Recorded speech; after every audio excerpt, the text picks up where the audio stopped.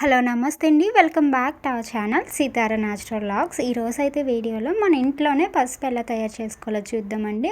ఈజీగా మంచిగా మనమే ప్రిపేర్ చేసుకోవచ్చు అనమాట. బయట అంత ఎక్కువ ఇప్పుడు కెమికల్స్ ఇవి బాగా కలిసిపోతున్నాయి అని తెలుస్తుంది కదా, సో మన ఇంట్లోనే చేసుకోవచ్చు. ఇవైతే పచ్చి పసుపు కొమ్మలు ఇవైతే ఫామ్లో పండినవి అయితే మేము తీసుకున్నాము. మనకి పండినవి లేకపోతే ఇప్పుడు ఈ సీజన్ మంచిదండి, కరెక్ట్ సీజన్. ఈ టైంలో మనకి పచ్చి పసుపు కొమ్మలు అనేది బాగా దొరుకుతుంది. ఇప్పుడు ఇంకా మంచిగా కొంచెం మార్కెట్లో లేదా ఆన్లైన్లో ఇలా దొరుకుతున్నాయి. సో మనకి దొరికినప్పుడు ఏంటంటే ఇలాంటివి తీసుకుని మనమే ఇంట్లో స్వయంగా తయారు చేసుకుంటే ఎంతో కొంత ఉపయోగం అనేది ఉంటుందన్నమాట మనకి. సో ఇవి పచ్చి పసుపు కొమ్మలన్నీ పైన కొంచెం మట్టి ఇవన్నీ ఉంటాయి కదా, అవన్నీ క్లీన్ చేసేసుకుని ఇలా వాటర్లో ఒక 2 లేదా 3 సార్లు శుభ్రంగా కడుక్కోవాలన్నమాట. ఇలా క్లీన్ చేసుకోవడం వల్ల ఏంటంటే మనకి ఇసుక కానీ మట్టి ఇలాంటిది లేకుండా నీట్గా ఉంటుంది. అలా ఒక 2-3 టైమ్స్ వాష్ చేసేసుకున్న తర్వాత మంచిగా స్టవ్ మీద ఒక గిన్నె పెట్టుకోవాలి.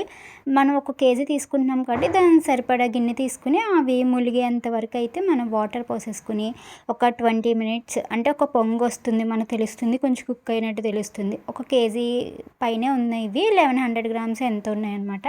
సో ఒక 20 మినిట్స్ అలా టైం పడుతుంది. సో ఇలా మంచిగా ఉడికిపోయి ఉంటాయి అన్నమాట. మంచిగా మరీ అంత సూపర్ సాఫ్ట్ ఏమీ అవ్వదు, కొంచెం సాఫ్ట్ అయినట్టు అనిపిస్తుంది అనమాట. సో అలా అయినప్పుడు వీటిని ఒక చిల్లులు గిన్నెలోకి తీసేసుకుంటే ఎక్సెస్ వాటర్ ఏదైనా ఉంటే పోతూ ఉంటుందన్నమాట. మంచిగా ఇలా చిల్లులు గిన్నెలో తీసేసుకోవాలి. ఇంతలా చూసారా, ఇది తీస్తుంటే ఆ పొగంతా వచ్చేస్తుంది, వేడి అంత ఎక్కువ ఉందన్నమాట. సో దానిపైన కొన్ని చన్నీళ్ళు వేసుకోవాలన్నమాట. ఇలా చల్లటి నీళ్ళు వేసుకోవడం వల్ల ఎక్సెస్గా ఉడకకుండా సరిపోతుంది. మంచిగా చల్లారిన తర్వాత అయితే ఇలా చిన్న ముక్కల కింద కట్ చేసుకుంటున్నాను. ఎందుకంటే నేను మిక్సీలో గ్రైండ్ చేద్దాం అనుకుంటున్నాను, అందుకోసం అని చెప్పేసి ఈజీగా ఉంటుందని చిన్న ముక్కలు కట్ చేస్తున్నాను.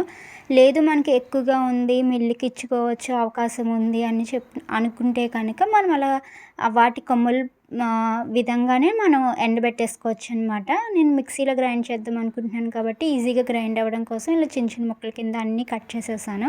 సో ఇవన్నీ కట్ చేసేసిన తర్వాత వీటిని మంచిగా ఎండలో ఎండబెట్టాలన్నమాట. కొంచెం దూరంగా విడివిడిగా ఎండబెడితే ఒక 3 డేస్ అలా పడుతుంది మంచిగా ఎండడానికి. అయితే పసుపు కూడా చేతికి అంటికిపోతుంది అనమాట.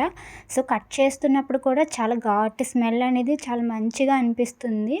ఒక 3 డేస్ తర్వాత మంచిగా ఎండిపోయి మనకి సౌండ్ వస్తూ ఉంటుందన్నమాట, బాగా ఎండిపోయినాయి అని తెలుస్తూ ఉంటుంది. అప్పుడు మనం ఏం చేసుకోవాలంటే కొంచెం బాగా మిక్సీ బాగా పట్టేది తీసుకుని ఒక జార్ తీసుకుని అందులో కొంచెం వేసుకుని పట్టుకోవాలి. ఇది ఎందుకంటే హీట్ ఎక్కువ వస్తూ ఉంటుందన్నమాట, మనకి కొంచెం తక్కువ వేసుకొని గ్రైండ్ చేసుకుంటూ ఉండాలన్నమాట.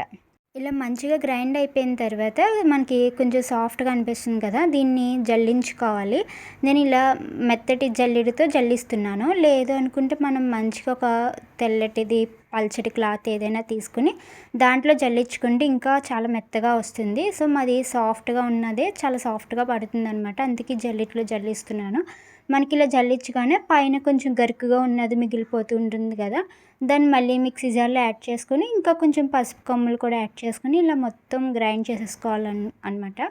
ఇది గ్రైండ్ చేస్తుంటే ఎంత స్మెల్ అంతా పసుపే తెలుస్తుంది, ఎంత ఘాటుగా ఎంత బెటర్ అనిపిస్తుందో. ఇది అసలు పోవడం లేదనమాట, ఎక్కడ చూసినా ఇదే ఇల్లంతా ఇదే స్మెల్ అనిపించింది.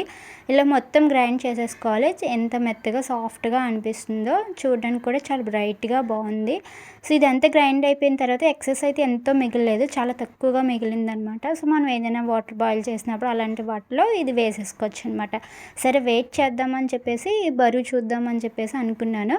ఒక 200 గ్రామ్స్ దాకా వచ్చిందనమాట మంచిగా.